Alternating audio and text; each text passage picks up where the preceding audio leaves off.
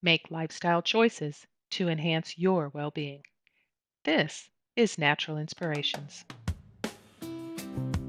You are listening to Natural Inspirations Podcast, the show where we have conversations with local natural health experts on the Space and Treasure Coast.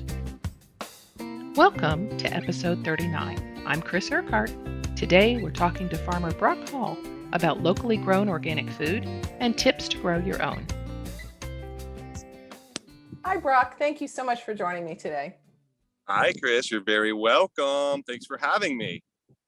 So as an organic farmer, there is a growing awareness that incorporating organic foods into our diet can benefit us. Can you share a little bit from a farmer's perspective how that all takes place? Yes, I can. Well, thank you for that question. I would definitely say that every vegetable that comes from our local farm is going to be 100 times more nutritious than you would get from any other farm across the country. Why? Because when we harvest it here, it's getting to your house within, or your refrigerator, your house, wherever, work. It's getting there within days. You know, we might harvest on Wednesday, and you guys would get it on Thursday and Friday. But the organic value of all that is that the nutritional value is so extremely high.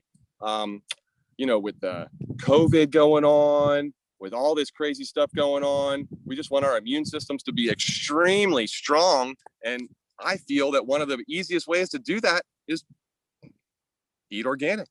If you eat organic, you eat naturally. You know, your body's going to kind of tell you what you want and what you don't want. But if you're going to get anything around town, make sure it's organic. Make sure you know where it's coming from.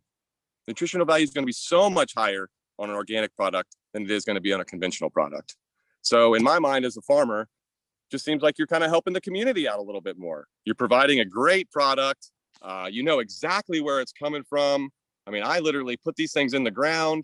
I'm the one that's tending to them, you know, doing all that good stuff. So a big part of this too is trust your farmer, you know, kind of come out, get to know me, trust me, and we'll share some amazing products with you. So as a farmer here in Florida, you're obviously familiar with what works well in our climate. Can you share what are some of the vegetables and herbs that you find thrive here locally? Yes, so everybody kind of gets a little kick out of the Florida season. So it's almost completely backwards from any other season. The Northeast, you know, they're pretty much getting their crops ready to go now. They're waiting for the frost to come. You know, their cover crops are dying off, and they're about to till into the ground and mend the ground and all that good stuff. So it's very tricky. It can be. I would definitely do some research. We have found you know, a handful of products that we can grow here locally. Florida's tough. We have a hot summer. We have a cold winter this year. I mean, pretty much when it's in season, we can grow anything and everything. Right now we have broccoli, cauliflower, collards, kale, all types of lettuces, kohlrabi, Brussels sprouts. Rainbow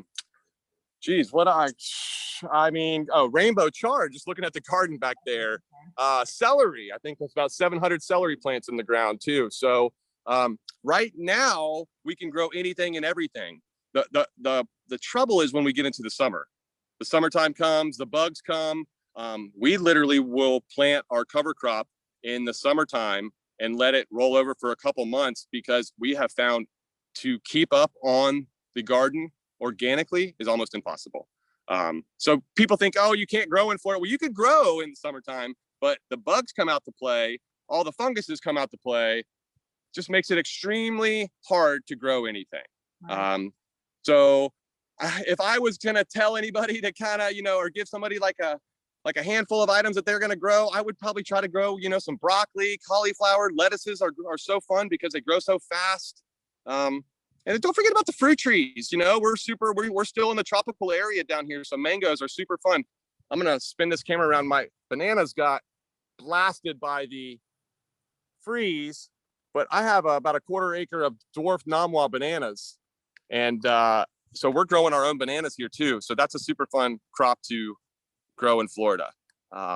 So it's just kind of, every single crop that you grow is going to have, it's going to want a different temperature of the soil. It's going to want a little bit less water, a little more water. So there's a whole bunch of trial and error. The beauty of it is if something messes up, you just start all over, just get some more seeds, do it again. It's not the end of the world. It's not like we're building a house. We're just kind of playing in the dirt out here.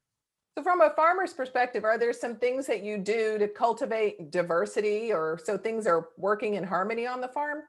Yeah, we have a little bit of that. There's a lot of it more like that will kind of butt heads that we stay away from. Sweet potatoes and tomatoes. We cannot plant tomatoes after you plant sweet potatoes. Sweet potatoes is a cover crop for us. We'll plant the sweet potatoes. They'll grow all through the summertime, and they pretty much will go until we get our first cold snap. Then we'll dig them up. But something with the two veggies, if you plant tomatoes where you had sweet potatoes, they will not grow. And a lot of the stuff I learned, I have a mentor, Dan Jameson. He's taught me so much. He's an old time farm man. He's born and raised on a farm, and he gives me a lot of insight on all this stuff, and it's literally a lot of trial and error. We have planted. Let's see. I would not suggest doing cantaloupes. We had a hard time with cantaloupes in the summer. We had a extreme disease come in and killed every one of them. So there's certain things like that need a little more love. And a lot of guys will do specialty crops like watermelons or cantaloupes, they'll strictly do cantaloupes or watermelons. So therefore their entire focus is towards that one fruit and keeping that fruit. We're kind of like a showcase farm out here. We do a little bit of anything and everything. We have the cows that we raise for our members. We do about 7 to 10 cows off of our property a year. We have all the other vegetables and, just the row crop garden, the bananas, the fruit trees, the chickens, all kind of stuff. So just like a little mixture of everything. It's kind of nice. Right. People can come out and walk around and see. That's the beauty of this. Where can you go and get your vegetables and then come and actually see where they're grown? Right. 2, come and hang out, have a picnic on the farm. It's beautiful. We're kind of getting into the hot weather again. We've been in that really, really nice weather, but and we're here. I'm here to talk to people. I'm very available, and I would love. If anybody has any questions, anytime, I love it. I'm all ears. So, Brock, one last question: why are you passionate about farming?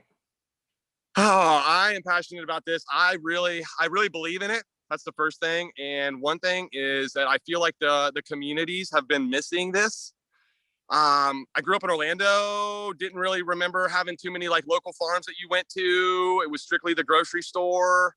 I really, really, really enjoy providing these products to the community. We're a straight, really small farm, but we're strictly local. And I just believe in it.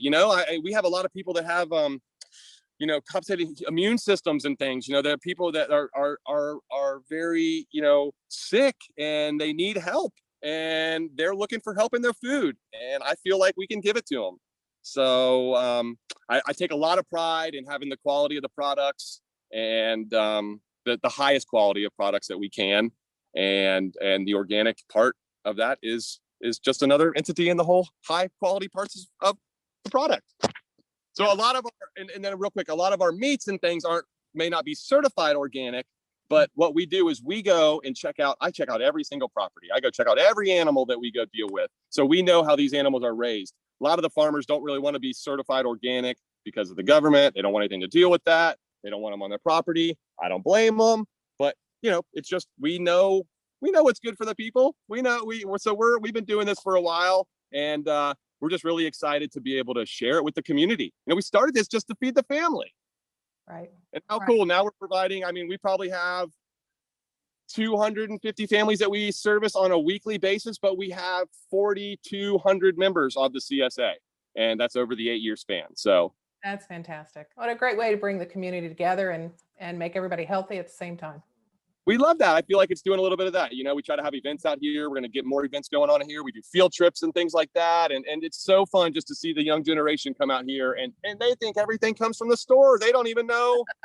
They have no idea. So it's really cool. I really get a kick out of teaching the kids, just check it out. Just come see what we do. It's super cool. So we're open to the public. They can come check us out. Then you become a member after that and continue shopping with us. Home deliveries, farm pickup, super, super fun. So we're super excited. That sounds great. Thanks so much for sharing today, Brock, and for giving us a quick little tour of your farm. That was great. I really appreciate your time.